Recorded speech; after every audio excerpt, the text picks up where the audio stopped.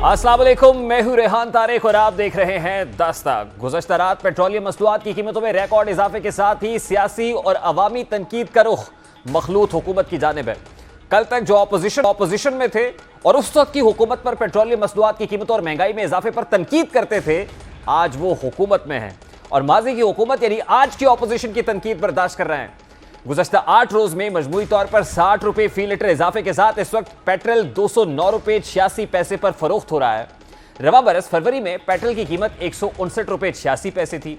एक ऐसे वक्त में जब आलमी मार्केट से पेट्रोल 220 रुपए फी लीटर में खरीदा जा रहा था, हम 159 में फरोख्त कर रहे थे, यानी तकरीबन 61 रुपए फी लीटर हुकूमत अपनी जेब से अदा कर रही थी और सरकारी खजाने पर अरबों रुपए का बोझ पड़ रहा था।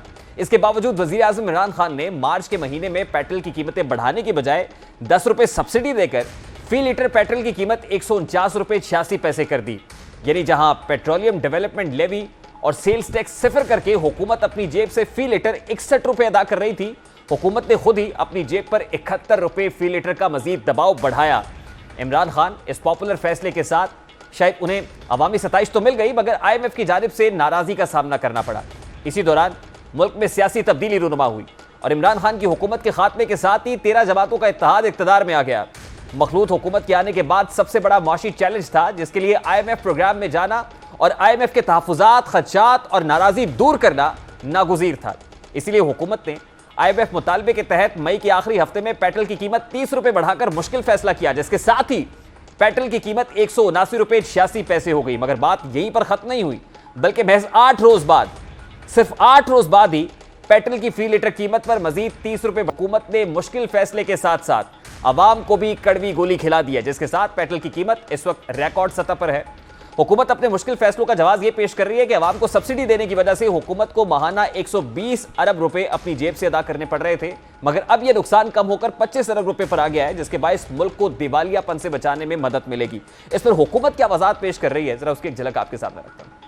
बहुत ही मुश्किल फैसला था। हमने 3 हफ्ते इस बात का जायजा लिया, क्या हम वो फैसला जो पिछली हुकूमत अपने आखिरी दिन कर गई, जिसने मुकम्मल तौर पर जो उनकी कमिटमेंट्स थी दुनिया के मालियाती इदारों से, उनकी नफी की, और जिसका बोझ आज मुल्क पर इतना था कि अगर ये कीमत ना बढ़ाई जाती आपकी मईशत तबाह हो जाती, आप मुल्क में महंगाई का बेपनाह इजाफा होता। इससे भी महंगाई यकीनन आई, जब पेट्रोल या डीजल की कीमत बढ़ती है महंगाई में इजाफा होता है। लेकिन अगर ये इजाफी कर्जे लेकर मुल्क के मालियाती निजाम की नफी करके, दुनिया से के मालियाती इदारों से जो आपके मुआहदे हैं उनकी नफी करके, अगर हम इस कीमत को इजाफी कर्जे लेकर बर्दाश्त करते तो मुल्क के अंदर एक महंगाई का सैलाब, हम कीमत खरीद से कम कीमत पर मुल्क में पेट्रोल और डीजल बेच रहे होते, जो दुनिया का कोई मुल्क नहीं करता। ना सऊदी अरब करता है, ना UAE करता है, ना अमरीका करता है, कोई मुल्क नहीं करता और ना कर सकता है। ये रकूम इतनी ज्यादा है। तो ये एक मुश्किल फैसला था, लेकिन मईशत को इस्तेहकाम देने के लिए, मुल्क की मईशत को आगे बढ़ाने के लिए, उसकी बहाली के लिए ये मुश्किल फैसले करने पड़ेंगे। पेट्रोल की कीमत 209 रुपए 86 पैसे फी लीटर होने के बावजूद अब भी 8 रुपए की सब्सिडी मौजूद है, यानी महंगा तेल अभी भी सस्ते दामों फरोख्त हो रहा है। अगर 8 रुपए की सब्सिडी भी खत्म कर दी जाए और पेट्रोल पर लेवी जो 30 रुपए तक बढ़ाने का मुतालबा IMF की जानिब से किया गया, GST जो इस वक्त सिफर है, सेल्स टैक्स 17% लगाने की तजवीज है, इसे भी लगा दिया जाता है, तो पेट्रोल की कीमत जो इस वक्त 209 रुपए 86 पैसे है, वो बढ़कर 290 रुपए फी लीटर तक जा सकती है। सवाल यह है कि क्या पेट्रोलियम मसनूआत की कीमतों को यही ब्रेक लग जाएगी या अभी मजीद इजाफा मुतवक्के है? अगर मजीद इजाफा होता है तो कब और कितना इजाफा किया जाएगा? क्या महज सब्सिडी सिफर की जाएगी या लेवी और टैक्स भी इंपोज कर दिया जाएगा? शायद इन तमाम तर सवालों का जवाब IMF के पास जरूर है। अगर तो IMF इसी पर मुतमईन हो जाता है तो शायद आम आदमी की अगर IMF को मुतमईन ना किया गया तो वही होगा जिसका खदशा जाहिर किया जा रहा है। तो फिर सवाल यह है कि क्या IMF इन इकदामात से मुतमईन हो जाएगा? यही सवाल आज मुसद्दिक मलिक से पूछा गया तो उन्होंने क्या जवाब दिया, वो भी आपके सामने रखता हूं। कोशिश यह है कि गरीब आदमी को पर कोई बोझ ना पड़े, जिसके लिए वो तरीका कार जिसका ऐलान कर दिया गया है, वो अमाउंट जिसका ऐलान कर दिया गया है 2000 रुपए तक, वो हर खानदान को, जो गरीब खानदान है उन्हें दी जाएगी, ताकि वो अपनी जरूरियात के मुताबिक इस मामले को हल करते चले। जो बुनियादी रिक्वायरमेंट थी अपनी IMF की और दीगर बैनुल अक़वामी इदारे, सिर्फ IMF नहीं है, वर्ल्ड बैंक है, एशियन डेवलपमेंट बैंक है, हमारा बॉन्ड है जो ट्रेड हो रहा था, वो बॉन्ड हमारा 50 पैसे के ऊपर आ गया हुआ था, उसकी कीमत जो है इंटरनेशनल बॉन्ड्स की, उनको इस्तकामत देने के लिए, ये तमाम चीजें करने के लिए जितनी कीमत बढ़ाने की जरूरत थी वो बढ़ा दी। अब मुसद्दक मलिक साहब कह रहे हैं कि जितनी कीमत बढ़ाने की जरूरत थी वो बढ़ा दी गई है, मगर गुज़श्ता रोज वजीर खजाना मिफ्ताह इस्माइल ने यह वाज़ेह किया था कि वो रवा माह यानी जून में पेट्रोलियम मसनूआत पर सब्सिडी सिफर करने का इरादा रखते हैं, लेकिन लेवी और सेल्स टैक्स बढ़ाने का कोई इरादा नहीं है। अगर सब्सिडी भी सिफर करनी है तो 8 रुपए की जो सब्सिडी अभी पेट्रोल पर मौजूद है, इसका मतलब वो सब्सिडी खत्म करना पड़ेगी, यानी पेट्रोल की कीमत 218 रुपए हो जाएगी। बैनुल-अक़वामी मंडी में इसकी प्राइस मजीद बढ़ रही, और क्योंकि इसकी प्राइस मजीद बढ़ रही तो इसका नुकसान बढ़ता जा रहा है, और शायद 15 तारीख को अगर जो नई समरी आती है उगरा की तरफ से तो वो उसमें और ज्यादा नुकसान हो जाएगा और 120-130 अरब रुपए का नुकसान हो जाएगा। वजीर आजम पाकिस्तान सस्ता पेट्रोल सस्ता डीजल स्कीम का इनक़िता किया। इन 1 करोड़ 40 लाख घरानों को 2000 रुपए महीना दिया गया, जिससे 28 अरब रुपए हमने जून में दिया गया। हमको यकीनी बनाएंगे कि इसको हम अगले साल कंटिन्यू करें। अब इसके बाद सवाल तो बहुत सारे हैं। सवाल ये कि क्या वाकई IMF के बुनियादी मुतालबात मान लिए गए हैं? क्या IMF कर्ज फराहमी के लिए तैयार हो जाएगा? क्या इसके बाद पेट्रोलियम मसनूआत की कीमतों में मजीद इजाफा नहीं करना पड़ेगा? क्या पेट्रोलियम मसनूआत समेत बिजली और गैस के नरखों में इजाफा नागुज़ीर है या फिर कोई दूसरा ऑप्शन भी मौजूद है? क्या कम होते ज़र मुबादला के ज़खायर को संभाला देने के साथ साथ बढ़ते हुए तिजारती खसारे, करंट अकाउंट डेफिसिट और बजट डेफिसिट पर भी काबू पाया जा सकता है? और फिर सवाल तो बड़ा सादा सा है कि क्या मुल्क को दिवालिया होने से पहले बचा लिया जाएगा? यकीनन ये सवाल बड़े इंपॉर्टेंट है, सारे अपनी जगह पर जो है वो अहमियत रखते हैं। और फिर ऐसे में जो आज हुकूमत है, यानी कल की ऑपोजिशन थी, वो जिस वक्त हुकूमत पर तनकीद करती थी, जिस वक्त हुकूमत को क्रिटिसाइज किया जाता था, तो आज हुकूमत में आकर वो खुद डिफेंसिव पोजीशन पर चले गए हैं, वो खुद वजाहतें दे रहे हैं, तौजीहात पेश कर रहे हैं। अब पॉलिटिकल कॉस्ट बहुत बड़ी है इसकी, जो इस हुकूमत को अदा करनी पड़ेगी। क्या हुकूमत मजीद पॉलिटिकल कॉस्ट बर्दाश्त करने के लिए तैयार हो जाएगी? अगर मजीद पॉलिटिकल कॉस्ट पे कर दी जाती है तो फिर इलेक्शंस के अंदर ऑब्वियसली जो इस वक्त अवाम मुतालबा कर रहे हैं, जो इस वक्त अवाम आहो बुका कर रहे हैं, जो इस वक्त अवाम के ऊपर एक कहर टूटा हुआ है, वो पब्लिक कहां खड़ी होगी? अब गुज़श्ता रोज की, अगर गुज़श्ता रात की बात की जाए तो जिस अंदाज में पेट्रोलियम मसनूआत की कीमतों में इजाफा किया गया है, उसमें आप देखें कि कैसे जलाओ घिराव हुआ। पेट्रोल पंप्स के ऊपर लंबी लंबी कितारें लगी रही और लोग पेट्रोल ढूंढते रहे। ऐसे में क्या हुआ कि पेट्रोल पंप मालिकान ने पेट्रोल पंप्स बंद कर दिए। वो इसलिए कि 3 घंटा पहले पेट्रोल पंप बंद करके वो चाहते थे कि पेट्रोल सस्ते दामों ना फरोख्त करें, बल्कि 12 बजे के बाद महंगे दामों फरोख्त करें। अब इससे फायदा किसको हुआ और कितना फायदा हुआ वो भी आपके सामने रखते हैं। सबसे ज्यादा फायदा हुआ पेट्रोल पंप मालिकान को, और फिर उस नेक्सस को जो पॉलिसी मेकर्स के अंदर बैठा हुआ है, जिसको पहले ही पता चल जाता है कि पेट्रोल बढ़ने जा रहा है। आज हुआ क्या, कुछ मोहतात आदादुशुमार है जो आपके सामने रखते हैं।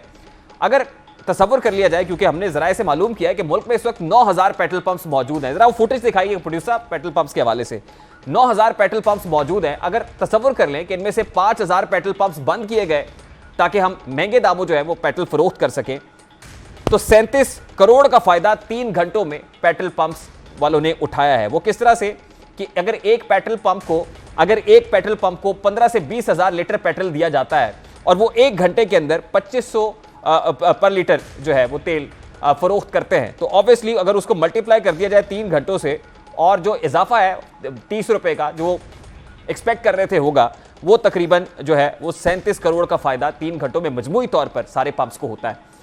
अब इस वक्त हमारे साथ द प्रॉफिट मैगजीन के एडिटर, सीनियर सहाफ़ी, तजियाकार खुर्रम हुसैन साहब मौजूद हैं। खुर्रम हुसैन साहब की तरफ चलते हैं, इस सारे मामले पर उनसे बात करते हैं। अस्सलाम वालेकुम खुर्रम हुसैन साहब, बहुत बहुत शुक्रिया आपके वक्त के लिए। सर सवालात तो बहुत सारे हैं, लेकिन what is interesting for me in the very beginning is कि आज मुसद्दक मलिक साहब से एक सवाल किया गया, क्योंकि कॉमनर जानना चाहता है कि भाई पेट्रोल की कीमत यहीं तक ब्रेक लग जाएगी या मजीद बढ़ेगी। तो मुसद्दक मलिक साहब ने कहा जी कि IMF की तमाम तर रिक्वायरमेंट्स जो थी प्रिलिमिनरी, वो एक्सेप्ट कर ली गई हैं, वो मीट हो गई हैं। तो आपको लगता है कि ये जो सब्सिडी अभी सिफर नहीं हुई, पेट्रोलियम डेवलपमेंट लेवी नहीं लगी, अभी तक सेल्स टैक्स नहीं लगा, IMF राजी हो जाएगा यहीं पर कि IMF डू मोर का मुतालबा करेगा? यहाँ पे 2-3 बातें हैं। पहली चीज तो जो डिमांड IMF की थी वो थी कि आपकी जो पेट्रोल के ऊपर सब्सिडी चल रही है, जो फरवरी में खान साहब ने अनाउंस की थी, उसको ज़ीरो करें पहले। तो अब फ़िलहाल जो सूरत हाल है, ये 2 इंक्रीसेस के बाद अब 9 रुपए की सब्सिडी पेट्रोल पे रह गई है और 23 रुपए की सब्सिडी डीजल पे रह गई है फ़िलहाल। तो इतना तो भी फासला मज़ीद कवर करना है। लेकिन दूसरी चीज़ कि ये शर्त थी IMF की कि प्रोग्राम शुरू होने से पहले आपने ये चीज़ें करनी है। ये सारे स्टेप्स लेने के बाद तो प्रोग्राम शुरू होगा, यानी कि स्टार्टिंग लाइन पे आने के लिए आपको ये वाली शर्तें पूरी करनी है, इसके बाद असली एडजस्टमेंट शुरू की जाएगी। तो इन अ सेंस नहीं, आईएमएफ की सारी शर्तें तो नहीं पूरी हुई, काफ़ी हद तक हो चुकी हैं, लेकिन वो स्टार्टिंग लाइन पे आने के लिए अब यहाँ से आगे जो फासला जो रास्ता खुलेगा, उसमें पाकिस्तान को अपना ट्रेड डेफिसिट और अपना फिस्कल डेफिसिट दोनों को कम करना पड़ेगा। तो उसके लिए इंपोर्ट्स के ऊपर रिस्ट्रिक्शंस मजीद और आनी होंगी, और ख़ास तौर पे एक्सचेंज रेट एडजस्टमेंट्स होनी पड़ेंगी। उसके लिए आप पे मजीद टैक्सेस लगाने पड़ेंगे और एक्सपेंडिचर्स को मजीद और रिस्ट्रिक्ट करना पड़ेगा। तो अभी तो ये स्टार्टिंग लाइन पे पहुंचने की शराइत थी, गेम तो उसके बाद शुरू होगी। खुर्रम साहब, गुज़श्ता रोज़ मिफ्ता इस्माइल साहब ने अपनी प्रेस कॉन्फ्रेंस के अंदर कहा कि अभी भी सब्सिडी जीरो तो नहीं हुई, तकरीबन पेट्रोल के ऊपर सिर्फ 8 रुपए की सब्सिडी अभी भी बाकी है, और रवा माह यानी जून के अंदर वो कम से कम सब्सिडी जीरो कर देंगे। और फिर वादा कर रहे हैं कि टैक्सेस में इजाफा, यानी पेट्रोलियम डेवलपमेंट लेवी नहीं बढ़ाएंगे और जीएसटी इंपोज नहीं करेंगे, जो आईएमएफ की one of the prominent conditions है कि 30 रुपए तक लेवी बढ़ाएं और फिर 17% जीएसटी इंपोज करें। तो आप क्या समझते हैं, क्या लेवी ना बढ़ाए बगैर, मतलब अगर जीएसटी नहीं बढ़ाते तो सब्सिडी भी सिफर कर लेते हैं, आईएमएफ को काबिल कबूल होगा, ये ट्रॉन्च जारी हो जाएगी इससे? पॉसिबल है। एक बार सब्सिडी जीरो हो जाए उसके बाद पॉसिबल है। देखिए, आईएमएफ की ये शराइत नहीं होती कि आप फलाना वाला टैक्स लगाएं अपने ऊपर, वो सिर्फ आपसे कहते हैं कि अपना जो आपका माली खसारा चल रहा है स्टेट का, उसको कम करें। अब कम करने के लिए या आप एक्सपेंडिचर्स कट कर सकते हैं या आप रेवेन्यूज रेज कर सकते हैं। अब वो गवर्नमेंट के ऊपर होता है उनको प्रपोज करना कि आप ये काम कैसे करेंगे। तो या तो आप पेट्रोल के ऊपर टैक्स लगा के ये काम कर लें, या आप डेवलपमेंट बजट से पैसे काट के ये काम कर लें, या आप किसी और किस्म का बड़े सनतकारों के ऊपर 1 या 2% का सुपर टैक्स लगा के ये काम कर लें, या बैंकिंग ट्रांजैक्शंस के ऊपर विद होल्डिंग टैक्स लगा के करने की कोशिश कर लें। वो आपके ऊपर होता है। तो अगर पेट्रोलियम डेवलपमेंट लेवी नहीं लगानी है आपने ये अपने रेवेन्यूज को टारगेट को मीट करने के लिए, तो कोई और फिर आईएमएफ कह देगा कि ठीक है, फिर आपके पास और क्या प्लान है, और अगर वो क्रेडिबल प्लान हो तो बिस्मिल्लाह। अब जैसे पिछले साल शौकत तरीन साहब ने भी आईएमएफ को ये बताया था कि हम लेवी नहीं लगाएंगे, और हम काफ़ी सारी जो चीज़ें हफीज शेख मान के आ गए थे, उन्होंने कह दिया था ये हम नहीं करेंगे, लेकिन हम जो बड़ी डिपार्टमेंट स्टोर्स हैं उनकी पॉइंट ऑफ सेल मशीन्स के ऊपर टैक्स लगा के वहां से हम अपना हदफ पूरा करेंगे।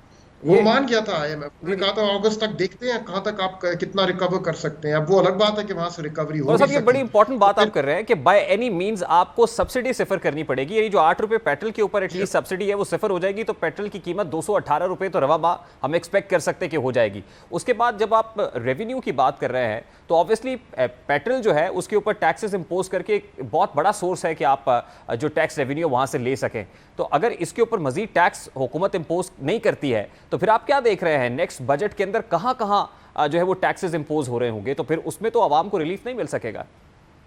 अब उसमें आई डोंट नो, वो डिपेंड करता है कि ये लोग अपनी रेवेन्यू एफर्ट कितनी क्रेडिबल बना सकते हैं और कहां कहां उसका बोझ डाल सकते हैं। फिलहाल जो मेरी मालूमात है वो कोशिश कर रहे हैं कि अमीर तबके के ऊपर रेवेन्यू का बर्डन आए। एक और चीज़ जो मिफ्ता इस्माइल साहब ने अपनी प्रेस कॉन्फ्रेंस में कही थी कि सैलरीड लोगों के ऊपर वो बोझ नहीं बढ़ाएंगे। तो उसके बाद फिर रह क्या जाता है आपके पास? तो लग रहा है कि कोई और अब इंडस्ट्री और बिजनेस के ऊपर टैक्स लगा के वहां से पूरा करना पड़ेगा, लेकिन इट्स हार्ड टू से राइट नाउ रेहान, क्योंकि ये सारा वर्क इन प्रोग्रेस है अभी, तो किसी किस्म की final shape even within the government अभी इस चीज़ की नहीं निकली है, as far as I know. अच्छा खुर्रम साहब, एक और बहुत बड़ी नुक्ताचीनी इसके ऊपर हो रही है, जो टारगेटेड सब्सिडी की बात ये हुकूमत कर रही थी कि देखिए इसका जो इम्पैक्ट है वो एक कॉमनर के ऊपर हम नहीं आने देंगे, हम टारगेटेड सब्सिडी देंगे, और फिर 2000 रुपये जो 40,000 से कम जो सैलरी ब्रैकेट के लोग हैं उनको देने की बात हो रही है। Do you think it's enough कि इससे रिलीफ पहुंच सके एक कॉमनर तक, एक आम आदमी तक? और फिर जिस तरह से अगर 37% से नीचे देखें हम, खते गुर्बत से नीचे जो लोग हैं वो आबादी तो बहुत ज़्यादा बनती है, और वो लोग जो इस पर इनकॉर्पोरेट हो रहे हैं इस 2000 की ब्रैकेट में वो बहुत कम है। तो do you think it's enough and justified? I don't think it is enough, but it is something. ठीक है, ना होने से बेहतर ही है, लेकिन इनफ तो किसी सूरत नहीं होगा। आई डोंट थिंक किसी भी तरह से गवर्नमेंट जो है वो कोई ऐसा स्टेप ले सकती है कि इसके जो एडवर्स इम्पैक्ट जो आवाम पे आ रहा है, ख़ास तौर पे गरीब तबके पे, वो पूरी तरह से ख़त्म हो जाए। उसको थोड़ा सा कुशन कर सकते हैं। अभी जैसे उन्होंने 2,500 रुपए पर मंथ उन्होंने अनाउंस किया है उन लोगों के लिए जो नेशनल सोशो इकोनॉमिक रजिस्ट्री में रजिस्टर्ड है गवर्नमेंट के साथ। कुछ हद तक वहां से सपोर्ट मिल जाएगी, शायद उसको थोड़ा सा इंक्रीज करने की इनके पास गुंजाइश आ जाए कहीं और से, पर it will never be enough. Rehan, तो देखिए अच्छा खुरम साहब, मुझे ब्रेक लेने का कहा जा रहा है। I have to take a very quick short break. अजान मगरिब का वक्फा है, अजान मगरिब सुनते हैं और उसके बाद वापस आते हैं, खुरम साहब से कंटिन्यू करते हैं। Welcome back. खुरम हुसैन साहब ब्रेक पर जाने से पहले हमारे साथ मौजूद थे। अभी खुरम हुसैन साहब की तरफ भी वापस चलते हैं। खुरम हुसैन साहब, ब्रेक पर जाने से पहले जो आप फरमा रहे थे, ये कहिएगा कि अगर हुकूमत अपने रेवेन्यूज बेहतर करना चाहती है, अगर बजट डेफिसिट पर काबू पाना चाहते हैं, फिर करंट अकाउंट खसारा भी अपनी जगह पर है, तो ये टारगेटेड सब्सिडीज एक तरफ देने की बात हो रही है। आई डोंट नो ये किस हद तक काबिल अमल भी हैं या ये कितनी फ्रूटफुल होंगी, लेकिन ये जो मरात याफ्ता तबका है, क्योंकि वज़रा भी अपनी प्रेस कॉन्फ्रेंसेस के अंदर कहते हैं कि पेट्रोल के ऊपर बड़ी गाड़ी वाला 1 लाख रुपए की सब्सिडी माहाना ले रहा है, तो यहाँ पर कैसे कटौती हो सकती है? क्या जब तक इनको शिकंजे में लाया जाएगा, आपको नहीं लगता कि तब तक मामला बेहतर हो सकेंगे? अदरवाइज तो बहुत मुश्किल हो जाएगा। पूरी तरह से खत्म हो जाए, उसको थोड़ा सा कुशन कर सकते हैं। अभी जैसे उन्होंने 2,500 रुपए पर मंथ उन्होंने अनाउंस किया है उन लोगों के लिए जो नेशनल सोशो इकोनॉमिक रजिस्ट्री में रजिस्टर्ड है गवर्नमेंट के साथ। कुछ हद तक वहां से सपोर्ट मिल जाएगी, शायद उसको थोड़ा सा इंक्रीज करने की इनके पास गुंजाइश आ जाए कहीं और से, पर it will never be enough. Rehan, तो और दूसरी तरफ देखिए, अब ये बार बार कहा जाता है प्रेस कॉन्फ्रेंसेस के अंदर भी, अभी हुकूमत ये बता रही है कि जो बड़ी गाड़ी वाले लोग हैं उनको तकरीबन 1 लाख की सब्सिडी जा रही थी, अगर माहवार बात की जाए। तो आपको लग रहा है कि वहाँ पर जब तक कटौती नहीं होगी या मरात याफ्ता तबके के ऊपर से जब तक उनकी जो टैक्स एग्जाम्पशन है, ना सिर्फ ये कि उनको लिया जाएगा बल्कि मजीद टैक्सेस इंपोज किए जाएंगे, तो तब तक जो है हम ये डेफिसिट पूरा नहीं कर सकेंगे। तो आपको ये होता हुआ नजर आ रहा है? सॉरी रेहान, मुझे अभी फिलहाल जो होता हुआ नजर आ रहा है वो इमरजेंसी मेजर्स ही लिए जा रहे हैं। आगे किस किस्म की फिर डिस्ट्रीब्यूशनल कंसर्न्स को ये लोग कैसे एड्रेस करते हैं कि बोझ किसके ऊपर डाला जाए और टारगेटेड सब्सिडीज किसको किस तरीके से मिली जाए, उनकी शक्ल तो अभी मेरे सामने तो नहीं आ रही। जैसे हम लोग आगे चलते हैं आई थिंक तभी नजर आएगा। माजी की हुकूमत थी, उसने सब्सिडी दे दी। मतलब आप देखिए कि फरवरी के महीने में खान साहब ने 159 से 10 रुपये सब्सिडी देकर 149 रुपये 86 पैसे फी लीटर कर दिया, और आनंद फानन से अब ये हुआ कि 8 रोज़ के अंदर ही हमने 60 रुपये बढ़ा दिए। क्या ऑयल पेट्रोल की कीमत बढ़ाने से, गैस की कीमतें बढ़ाने से, बिजली के बेस टैरिफ को बढ़ाने के अलावा क्या ये बहुत नागुज़ीर था? इसके अलावा कोई दूसरा ऑप्शन मौजूद नहीं था? रेहान, अगर एक आदमी कोई चीज महंगी खरीद के आगे सस्ती बेच रहा हो तो उसके साथ क्या होगा आगे चल के? वो अगर इस तरह दिन ब दिन, हफ्तों के बाद और महीनों तक करता रहे इस तरह कि महंगी चीज खरीद के आगे सस्ती बेच रहा हो, उसके साथ क्या होगा? यही होने जा रहा था पाकिस्तान के साथ, जो उस आदमी के साथ होना है इवेंचुअली।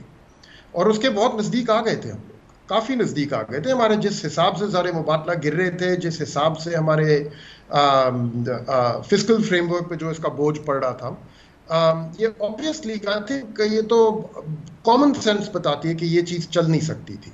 ये एक सियासी फैसला था जो खान साहब ने अपने आखिरी दिनों में एज अ डेस्परेट मेजर कर लिया।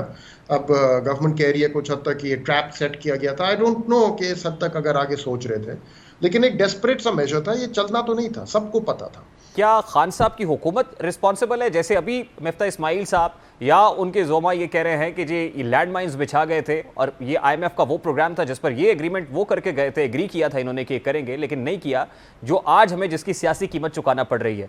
क्या हुकूमत का ये जवाब बिल्कुल दुरुस्त है? क्या ये सारे का सारा मलबा खान साहब की हुकूमत पर डाल देना चाहिए?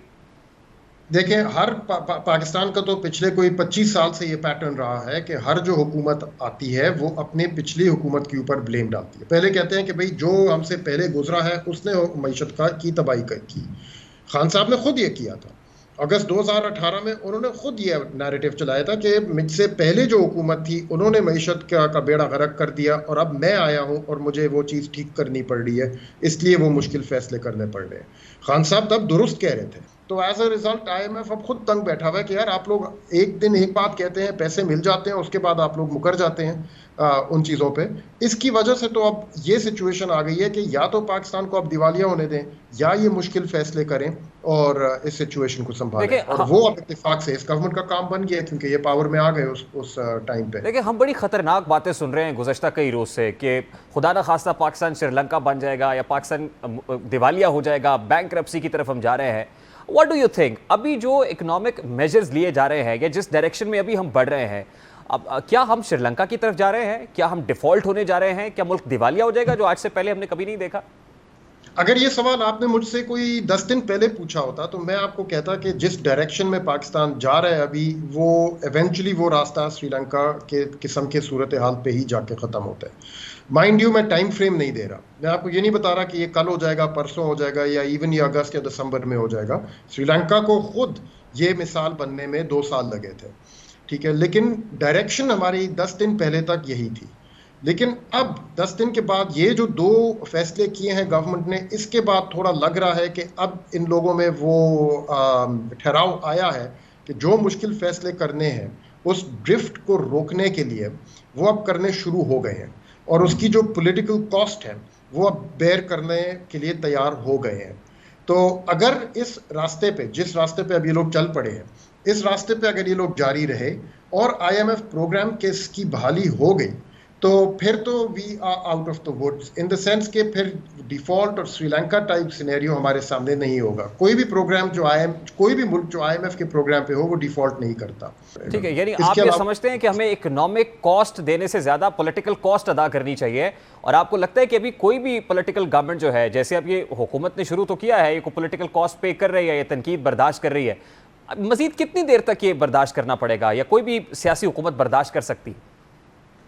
ये देखें, हमारी अपनी तारीख में जब भी इस किस्म के प्रोग्राम्स शुरू हुए हैं वो कम से कम 1 साल के लिए तो चलते हैं, वरना नॉर्मली 2 साल, ठीक है। तो अब बहुत कुछ डिपेंड करता है उन फैक्टर्स पे जो पाकिस्तान के या पाकिस्तान की गवर्नमेंट के कंट्रोल में नहीं है। मिसाल के तौर इंटरनेशनल ऑयल प्राइसेस अगर वो गिरनी शुरू हो गई आने वाले दिनों में तो कुछ रिलीफ की गुंजाइश पैदा हो जाएगी। और अभी तो हम सुन रहे हैं कि वीट प्राइसेस में भी पाकिस्तान ने अभी गंदम भी इंपोर्ट करनी है कुछ, और वहाँ पे भी एक क्राइसिस आया हुआ है रूस और यूक्रेन की जंग की वजह से। तो अभी तो काफ़ी महीनों आगे के लिए मुझे बहुत मुश्किल दिन नज़र आ रहे हैं, और बहुत महीने से मतलब 12 महीने तक भी हम कह सकते हैं कि मुश्किल दिन अभी चलेंगे। और जब आप मुश्किल की बात करते हैं तो मुश्किल हुकूमत के लिए होगी, रियासत के लिए होगी, या आवाम के लिए होगी?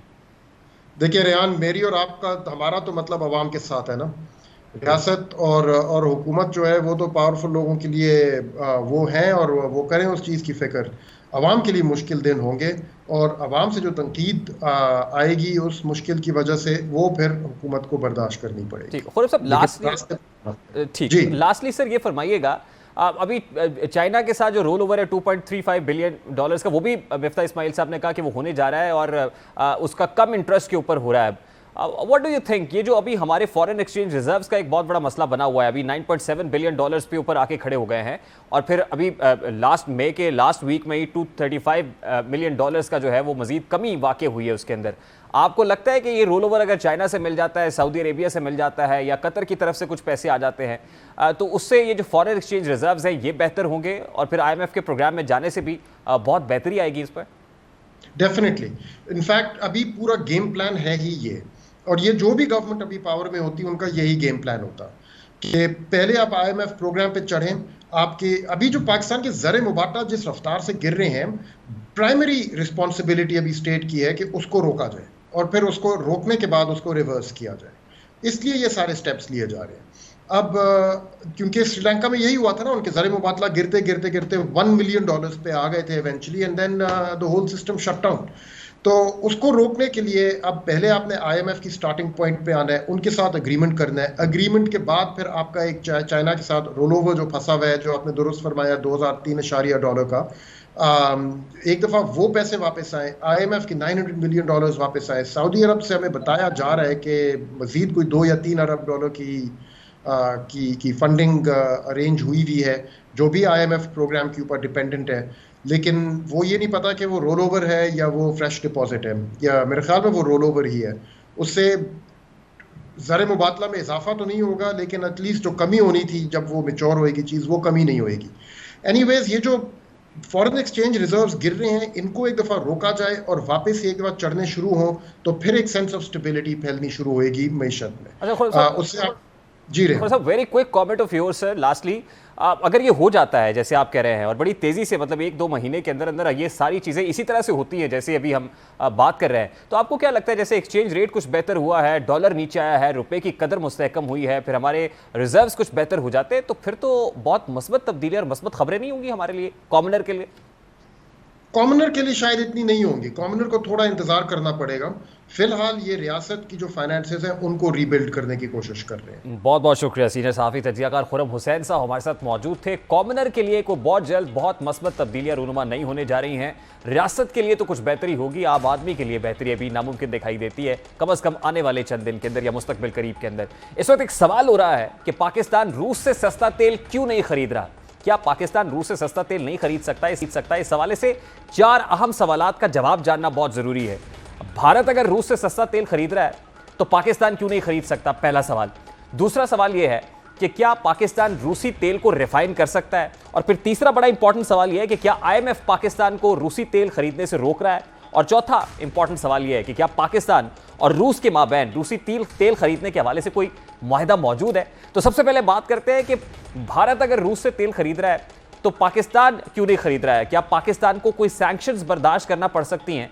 नंबर 1 बात यह है कि भारत की दलेरी इसलिए है और पाकिस्तान की इसलिए नहीं है कि भारत की जो वॉल्यूम ऑफ इकोनॉमी है वो पाकिस्तान के मुकाबले में 10 गुना ज्यादा है। अगर सिर्फ GDP की बात की जाए 2021 के अंदर, तो जो पाकिस्तान की GDP है वो $280 बिलियन है, जबकि भारत की इससे 10 गुना ज्यादा है, $2850 बिलियन। इसी तरह भारत दुनिया की 5वीं बड़ी इकोनॉमी है, पाकिस्तान 48वीं इकोनॉमी है। कहां 5वीं इकोनॉमी और कहां 48वीं इकोनॉमी। इसके साथ साथ अगर भारत की नेट एक्सपोर्ट्स को देखा जाए तो 2021-22 के अंदर जो नेट एक्सपोर्ट्स है भारत की वो $250 बिलियन रही हैं, यानी जितनी पाकिस्तान की टोटल इकोनॉमी है उतनी सिर्फ भारत की एक्सपोर्ट्स है। यानी अगर आप सैंक्शंस लगा भी देंगे तो इतना बड़ा एक्सपोर्टर है, कहां तक रोकेंगे आप उसको?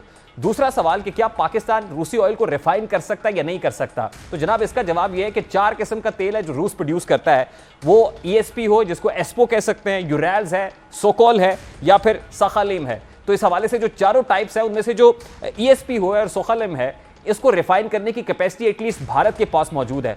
अगर इस 2 तरह की टाइप्स को भारत रिफाइन कर सकता है तो पाकिस्तान की रिफाइनरीज भी इन 2 तरह की क्वालिटीज के फ्यूल को रिफाइन कर सकती हैं। तीसरा इंपॉर्टेंट सवाल कि क्या IMF रोक रहा है पाकिस्तान को रूसी तेल खरीदने से? तो IMF इंटरनेशनल क्रेडिटर है। IMF तो ये चाहेगा कि आप सस्ता तेल खरीदें, भारी टैक्सेस इंपोज करें जैसे भारत कर रहा है। भारत रूस से 121 रुपए पाकिस्तानी तेल खरीदता है और उसको 244 रुपए में फरोख्त करता है, यानी 123 रुपए अपनी आवाम से टैक्स लेता है। तो पाकिस्तान भी करे, भारी टैक्स लगाए, IMF को पैसे वापस करे। IMF कैसे रोक सकता है? चौथा हम सवाल यह है कि क्या रूस और पाकिस्तान के माबैन कोई मुआहदा मौजूद है? तो इस हवाले से बहुत बात हो रही है कि जो आउटस्टेड गवर्नमेंट है पाकिस्तान तहरीक इंसाफ की, उसने बात तो की थी इस हवाले से, लेकिन कोई भी ऑन टेबल ऐसा कोई एग्रीमेंट मौजूद नहीं है। और फिर हुकूमत जो है पाकिस्तान तहरीक इंसाफ की, वो ये कहती है कि उस एग्रीमेंट को परसू नहीं किया गया। अब आगे बढ़ते हैं। बड़ी इंपॉर्टेंट चीज यह है कि वक्त का पहिया घूमा है और सब कुछ बदला बदला दिखाई दे रहा है। एक जानिब जहां हुकूमत प्रेस कॉन्फ्रेंसेस और मीडिया टॉक्स में अपने किए गए मुश्किल फैसलों का जवाब पेश कर रही है, तौजीहात दी जा रही हैं, वहीं आज की ऑपोजिशन हुकूमत को उनके माजी के बयानात याद दिला रही है। दोनों तरफ से क्या बयानात सामने आ रहे हैं, माजी में क्या कहती थी आज की हुकूमत यानी कल की ऑपोजिशन, और कल की ऑपोजिशन यानी आज की हुकूमत। इस वक्त सीनियर सहाफ़ी तज्ज़ियाकार सलीम बुखारी साहब हमारे साथ मौजूद है, लेकिन उससे भी पहले एक सर्वे है IPSOS का। अगर वो सर्वे के कुछ बहुत सारी हाईलाइट्स आपके सामने हम रख सके तो उसकी बॉटम लाइन तो यही है कि 65% ऑफ द कंट्री, यानी 2/3 ऑफ द कंट्री ये कह रहा है, 2/3 मेजॉरिटी, 2/3 अक्सरियत ये कह रही है कि इंतखाबात होने चाहिए, फ्रेश मैंडेट ही तमाम तर प्रॉब्लम्स का हल है। यानी लोग बढ़ती हुई तेल की कीमतों से परेशान है, लोग इन्फ्लेशनरी प्रेशर की वजह से परेशान है और लोग ये समझते हैं कि हुकूमत भी इन हालात से, इन मुश्किल हालात से कौम को, आवाम को नहीं निकाल सकती है। सलीम बुखारी साहब इस वक्त हमारे साथ मौजूद हैं, उनकी तरफ चलते हैं। अस्सलाम वालेकुम बुखारी साहब, if you could hear me please sir. जी बहुत शुक्रिया आपका। आपने तो पूरी समिंग अप ऐसी कर दी है कि मेरे लिए बोलने की गुंजाइश बहुत कम है, लेकिन 2-3 बातें मैं अर्ज करना चाहता हूँ। आपने सुना दिया बिल्कुल और नाजरीन ने देख लिया कि अच्छा, मैं बुखारी साहब मुझे पहले सवाल, मुझे बड़ा सादा सा सवाल करने दे सर, जो हम सादा सा सवाल आपसे करते हैं। जी मेरा सादा सा सवाल बुखारी साहब आपसे ये है कि बहुत बड़ी गलती नहीं कर दी इस हुकूमत ने, यानी जब से हुकूमत आई है इसको पॉपुलर डिसीजन तो नहीं, इसको पॉलिटिकल कॉस्ट अदा करनी पड़ रही है बहुत सारी। यानी गुज़श्ता 8 रोज के अंदर आपने 60 रुपए का पेट्रोल बम्प एक कॉमनर के ऊपर गिरा दिया है। आप क्या इसलिए, यानी माजी में आप जो कहते थे PTI हुकूमत को, आज वही आपको करना पड़ रहा है? और मरियम नवाज साहिबा तो कहती थी कि इस टोकरे को अपने सर पर उठाने से बहुत बेहतर है कि हम हुकूमत से बाहर आ जाएं, तो क्या हुकूमत से बाहर आना इसका हल नहीं? देखिए, ये आपका सादा सा सवाल हमेशा मुझे परेशान कर देता है और ये इतनी भारी जिम्मेदारी मुझ पे पड़ जाती है, मैं अपनी पूरी कुव्वतें जमा करके उसका जवाब देने की कोशिश करता हूँ। देखिए, गुजारिश ये है, आपने हमें सूरत हाल दिखा दी, नाज़रीन ने भी देख ली कि पिछली हुकूमतें क्या कहती थी, अब की हुकूमत क्या कह रही है। क्या ये हुकूमत का फ़ैसला दुरुस्त था कि इस वक्त हुकूमत ली जाए, ये जानते बूझते हुए कि किस किस्म का प्रेशर IMF का आना है, और जो सब कुछ दावे करती थी सबका हुकूमत इमरान खान साहब की, उसकी भी कलाई खुलनी शुरू हो गई है। ये जो रूस से तेल लेने की बात हमें बताई गई है, जो बच्चा दिया गया था हमें, वो पता चला कि हुकूमत ने, साबका हुकूमत ने ख़त लिखा था रूस को कि जनाब हम आपसे तेल ख़रीदना चाहते हैं, जिसका अभी तक जवाब नहीं आया है। इस हुकूमत ने भी ये ख़त लिखा है कि जनाब बताइए, आपको हमने पहले पूछा था तो क्या आप तेल बेचने पर हमें रजामंद हैं या नहीं है। तो सुना ये है कि उन्होंने कहा कि पहले जो दीगर मंसूबे पेंडिंग पड़े हुए हैं, ख़ास तौर से गैस के हवाले से जो गुफ्तगू हो रही थी, पहले आप उस पर बात कर लें, फिर बाद में हम देखेंगे तेल का क्या करना है। असल मसला ये है जो आपने सवाल पूछा है कि क्या इलेक्शन ही इस सूरत हाल का हल है। मेरा जवाब है यस, और मेरा जवाब है नहीं। नहीं इसलिए कि कोई भी इंटरनेशनल मालियाती अदारा जो है, जिसको इंटरनेशनल फाइनेंशियल इंस्टीट्यूशन हम कहते हैं, जिसमें वर्ल्ड बैंक है, जिसमें IMF है, वो किसी इंटरिम गवर्नमेंट से कोई बातचीत नहीं करेगी। और आपके पास तो फिर बुखारी साहब जब आपने यस कहा तो it was very interesting for me कि आप ये कह रहे हैं कि यही हल है, क्योंकि 65% अवाम ये कह रहे हैं कि इलेक्शंस ही हल है। नंबर 2 बात जो आप करने जा रहे हैं कि फिर जो इंटरनेशनल क्रेडिटर्स है वो किसी इंटरिम गवर्नमेंट से तो बात नहीं करेंगे, ना IMF करेगी। तो क्या फिर प्लान ये है कि ये हुकूमत बजट भी पेश करेगी, IMF के साथ एग्रीमेंट भी करेगी, उसके बाद घर चली जाएगी, फिर इंटरिम सेटअप आएगा? देखिए, हमें बाहर जो नज़र आ रहा है, और ख़ास तौर से जो प्राइम मिनिस्टर साहब की आज की गुफ्तगू है, उससे तो ये लग रहा है कि ये हुकूमत डेफिनेटली बजट पेश करने जा रही है। और यकीनी तौर पर सारी सूरत हाल चूँकि अब वाज़े हो गई है, अब तो आवाम को भी पता चल गया है कि न सिर्फ महंगाई का पहाड़ गिरना है, बल्कि अभी और उन्हें तैयार किया जा रहा है कि इससे भी ज़्यादा तबाहकुन सूरत हाल का सामना उन्हें करना पड़ेगा। ऐसी सूरत हाल में उनका ये अज़म कि हम ये बकाया जो टेन्योर रहता है इस हुकूमत का, वो पूरा करेंगे, बजट पेश करेंगे और कोशिश करेंगे स्टेबिलिटी लाने की। जो एक इंडिकेटर हमें मुफ्ता इस्माइल साहब ने बताया है, वो ये है कि मुमकिन है 1-1.5 महीना मुश्किल गुजरे और उसके बाद सहूलत आ जाए। इस बयान को मैं इसलिए थोड़ा सा मानने के लिए तैयार हूँ कि ओपेक ने, आपको पता है कि ऑयल प्रोडक्शन जो है उसको बढ़ा दिया है, और इंटरनेशनल मार्केट में ऑलरेडी तेल की कीमतें गिर गई हैं। और अगर ये यूक्रेन का मसला जो है ये अजाब हल हो जाता है अगर, तो और गिरेंगी। तो ये भी देखिए कि ये बहुत सारी कंडीशंस है, इफ एंड ओनली इफ, अगर मगर से आगे बात नहीं बढ़ेगी, इसका मतलब ये है कि आने वाले कम से कम मुस्तकबिल करीब के अंदर एक आम आदमी के लिए तो हालात बेहतर होते हुए दिखाई नहीं दे रहे, रियासत के लिए शायद बेहतर हो जाएंगे। बैंकरप्सी की बात हो रही है, मुल्क को श्रीलंका बनाने की बात हो रही है, दिवालियापन का शिकार होने की बात हो रही है, शायद वो तो नहीं होंगे हम, खुदा न खास्ता। देखिए, लेकिन एक कॉमनर के लिए तो प्रेशर बढ़ेगा, जिसकी बहुत बड़ी पॉलिटिकल कॉस्ट है, जो कम से कम नून लीग को जो फ्रंट से लीड कर रही है उसको अदा करनी पड़ेगी। देखिए, जो एक प्रोपेगेंडा करने की कोशिश की जा रही है, और ख़ासतौर से साबका हुकूमत और इमरान खान साहब अपनी तकरीरों में कह रहे हैं कि ये मुल्क जो है ये डिफ़ॉल्ट के करीब पहुंच गया है, ऐसा कोई अजाब नहीं है, ऐसी कोई क़यामत नहीं गिरी है, मुल्क इस तरह से डिफ़ॉल्ट नहीं करते हैं। हमारी इकॉनमी के किसी को साइज़ का ही पता नहीं है। इसलिए मैं चाइना गया था, मुझे चाइना से एक एक्सपर्ट ने पूछा कि आपके मुल्क में कितनी करप्शन है। मैंने कहा जी 30 से 35% तो होगी। उसने कहा 72% करप्शन है। लेकिन आपका मुल्क इसलिए चल रहा है कि आपकी इकॉनमी का साइज़ आज तक डिटरमिन ही नहीं हुआ, आपको ये पता ही नहीं है कि किसका कितना कितना पैसा कहाँ कहाँ पड़ा हुआ है। तो मैं कहना ये चाह रहा हूँ कि इस कदर डराने की जरूरत नहीं है कौम को। अगर सही फैसले अब भी कर लिए जाएं और जुर्रत के साथ सबका फैसलों की ओनरशिप ली जाए। बुखारी साहब, अभी इमरान खान साहब तो कह रहे हैं कहने वालों को कि सही फैसले अभी कर लें, दुरुस्त फैसले ना करेंगे तो मामला खराब हो जाएंगे, हाथ से निकल जाएंगे, फिर 3 टुकड़े हो जाएंगे और फिर बहुत सारी बातें। मैं खैर उस पर क्या कहूँ, आप जानते हैं। तो सही फैसले करने की तंबीह तो कर रहे हैं खान साहब। मैं अर्ज़ करूं आपसे, कुछ हम उसकी इब्तिदा होती देख रहे हैं। आज के प्राइम मिनिस्टर के स्टेटमेंट में जो पेट्रोल की कटौती की बात है, ये बाज़ार छोटी सी बात लग रही है, लेकिन ये इतनी छोटी बात नहीं है। हुकूमत अगर अपना नॉन डेवलपमेंट एक्सपेंडिचर जो है उसको 20 to 40% अगर कम कर ले, तो आप तसव्वुर नहीं कर सकते कि कितने 100 अरब जो हैं वो उससे बचेंगे। और यही एक रास्ता है कि आप अपना पैसा ज़ाया भी ना करें और अल्ले तल्ले अपने कम करके मुस्तकबिल की तरफ देखें और आने वाली सूरत हाल का सामना करने के लिए तैयार हो जाए। हालात ये बता रहे हैं ऑन ग्राउंड रियलिटीज के सिर्फ डेवलपमेंट बजट के ऊपर कटौतियों से भी फर्क नहीं पड़ेगा, बल्कि भारी टैक्सेस इंपोज करने पड़ेंगे कॉमनर के ऊपर भी। आई डोंट नो मरात याफ्ता तबका किस हद तक टैक्स के शिकंजे में आता है, लेकिन टैक्सेस बहुत सारे होने जा रहे हैं इस बजट के। I agree with you. देखें रेहान, आपने की बात कर दी है। मुझे ये बहुत पहले करनी चाहिए थी।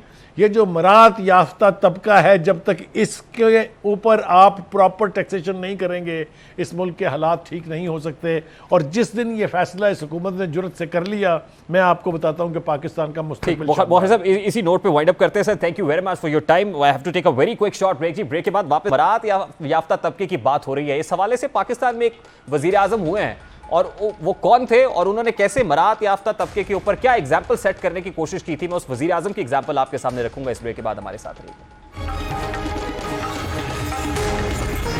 Welcome back. वजीर आजम शहबाज शरीफ ने आज गवादर में एक तकरीब से खिताब में कहा कि कल मीटिंग में सख्त इक़दाम करूंगा जो सरकारी अफसरान और अशराफिया को कबूल करना होंगे। सबसे पहले मुझे, वफाकी वज़रा और दीगर मरात याफ्ता तबके को, दीगर उमरा को सख्त इक़दाम सहना होंगे। अशराफिया का फर्ज है कि आगे बढ़े और कुर्बानी दे। ये बहुत बड़ी बात कर रहे हैं शहबाज शरीफ साहब। अब बातें तो बहुत बड़ी हुई हैं, लेकिन बेअमल दिलो तो जज्बात से क्या होता है, धरती बंजर हो तो बरसात से क्या होता है अमल लाजमी तकमील तमन्ना के लिए, वरना रंगीन ख्यालात से क्या होता है। मैं शहबाज शरीफ साहब का ये स्टेटमेंट मान लूं कि अभी मरात याफ्ता तबके को कुर्बानियां देनी है, उमरा को कुर्बानियां देना होंगी, क्या उमरा कुर्बानी देने के लिए तैयार हो जाएंगे सिर्फ कॉमनर के लिए, आम आदमी के लिए? इस पर मैं आगे चलकर बात करता हूं और उसकी क्या कॉस्ट अदा करनी पड़ती है इस तरह के फैसलों की, उसकी भी बात करता हूं। लेकिन शहबाज शरीफ साहब ने चंद ही रोज पहले एक और स्टेटमेंट दी थी। वो कैसे आटा सस्ता करने की बात कर रहे थे, महंगाई कम करने की बात कर रहे थे, वो आपके सामने रखता है। किलो का आटा जो कीमत कल और परसों पंजाब में होगी, वही कीमत KPK में होगी। मैं दरखास्त करूंगा चीफ मिनिस्टर साहब से कि यही कीमत रखें, नहीं रखेंगे तो फिर मैं अपने कपड़े बेचूंगा और आपको मैं आटा मुहैया करूंगा। आज आखिरी मर्तबा मैं वजीर आला KP से दरखास्त कर रहा हूं, अपने सूबे के गरीब आवाम के लिए कोशिश करो और सस्ता आटा दो। और सुन लो, अगर 24 घंटे में उन्होंने इसका जवाब न दिया तो ये खादम हाजिर है। जिस तरह मैंने वहां पर कहा था, आज फिर कह रहा हूं, कपड़े बेचूंगा, सस्ता आटा भैया। अब ये बड़ी इंपॉर्टेंट बात है। लोग तनकीद भी कर रहे हैं कि शहबाज शरीफ साहब कपड़े बेच के क्या आम आदमी के लिए पेट्रोल सस्ता कर सकते हैं, क्या आटा सस्ता हो सकता है? आटा भी बढ़ रहा है, पेट्रोल भी बढ़ रहा है, ऑयल की कीमतें भी बढ़ रही हैं, कपड़े तो वही हैं। अगर बिक भी जाएंगे तो क्या होगा? लेकिन इसकी सिंबॉलिक वैल्यू है। इसका मतलब यह है कि जो उमरा है, जो एलीट है, अब उसको आगे बढ़ के थोड़ा सा सेक्रीफाइस करना होगा। क्योंकि इस तरह के बयानात आज से पहले भी कई हुक्मरानों ने दिए हैं, लेकिन इन पर अमल होता हुआ दिखाई नहीं दिया। लेकिन आज आपके सामने एक एग्जाम्पल रखते हैं। 1987-1988 के बजट में एक वजीर आजम ऐसा था जिसका नाम मोहम्मद खान जुनेजो था। मोहम्मद खान जुनेजो ने भी किफायत शारी की मिसाइल कायम करते हुए एक नई मिसाल दी थी, एक नया प्रेसिडेंट सेट किया था। उन्होंने सरकारी खजाने से नई, बड़ी और दरामदी गाड़ियों की खरीदारी की शक खत्म करके एक मिसाल कायम की थी। उन्होंने हुक्म दिया था कि वो तमाम सरकारी अफसर जो सरकारी गाड़ी इस्तेमाल करने के मजाज है, अब दरामदी गाड़ियों की बजाय, यानी इंपोर्टेड गाड़ियों की बजाय लोकली मैन्युफैक्चर्ड, लोकली तैयार करदा सुजुकी गाड़ियां इस्तेमाल करेंगे, 800 सीसी गाड़ियां इस्तेमाल करेंगे। यानी जो बड़ी बड़ी गाड़ियां चलाते हैं, जो क्रूजर्स के अंदर बैठते हैं, प्राडोस के अंदर बैठते हैं, लग्जरी गाड़ियों के अंदर बैठते हैं, बड़ी बड़ी, मैं वो ब्रांड्स का नाम नहीं लेना चाहता हूँ, वो मकामी तौर पर तैयार करदा गाड़ियों में सफ़र करेंगे, 800 सीसी गाड़ियों के अंदर सफ़र करेंगे। इससे क्या है? इससे ऑब्वियसली ऑस्टेरिटी मेजर के तौर पर पेट्रोल भी कम सर्फ होगा। उनको जो पेट्रोल दिया जाता है वो पेट्रोल भी उनसे वापस ले लिया जाएगा। वो जो बड़ी बड़ी गाड़ियां, उनके ऊपर जो कॉस्ट आती है इंपोर्टेड गाड़ियों के ऊपर, वो कॉस्ट भी मीगर हो जाएगी। और उससे एक मैसेज जो बड़ा लाउड एंड क्लियर होगा वो ये होगा कि भाई आप जो अल्ले तलल्लो के अंदर पैसे उड़ा रहे हैं ना, आपको चाहिए कि आप रियासत का साथ दें। ये वक्त है कौम के लिए कुछ करने का। अगर आप सेक्रीफाइस कर सकते हैं तो अपनी लग्जरीज को सेक्रीफाइस करें, अपने कंफर्ट जोन से बाहर आएं, अपने आराम से बाहर आएं और अपने आप को थोड़ा सा टफ टाइम दें, थोड़ा सा मुश्किल दें, क्योंकि इस वक्त पाकिस्तान के ऊपर मुश्किल वक्त है। अगर ऐसा हो जाएगा और अगर कल की मीटिंग, जो शहबाज शरीफ साहब जिसका कह रहे हैं कि कल की मीटिंग के अंदर बड़े इंपॉर्टेंट और स्ट्रिक्ट मेजर्स लेने जा रहे हैं, मोहम्मद खान जुनेजो साहब के साथ तो क्या हुआ इस मैसेज के बाद, कैसे अफसरान ने इस पैगाम की धज्जियां उड़ा दी। उन्होंने कहा कि हमने ये 800 सीसी गाड़ियां इस्तेमाल नहीं करनी। शहबाज शरीफ साहब, क्या आप ये कर सकते हैं? क्या आप कल ये मैसेज दे सकते हैं? आपने कहा मैं बड़ी सख्त मीटिंग करूंगा, सख्त इकदाम करूंगा। क्या कल की मीटिंग के अंदर आप कोई ऐसा सख्त इकदाम करने जा रहे हैं? और क्या फिर आप कॉन्सिक्वेंसेस फेस करने के लिए तैयार हो जाएंगे? क्या आप डट कर खड़े हो जाएंगे एलीट के सामने, उमरा के सामने? ये एक बहुत बड़ा क्वेश्चन मार्क है। Let's see what happens in the meeting tomorrow. आज के इतना ही, आपसे मुलाकात होगी इंशाल्लाह अगले हफ्ते। अपना रखिएगा ख्याल। अल्लाह हाफिज़।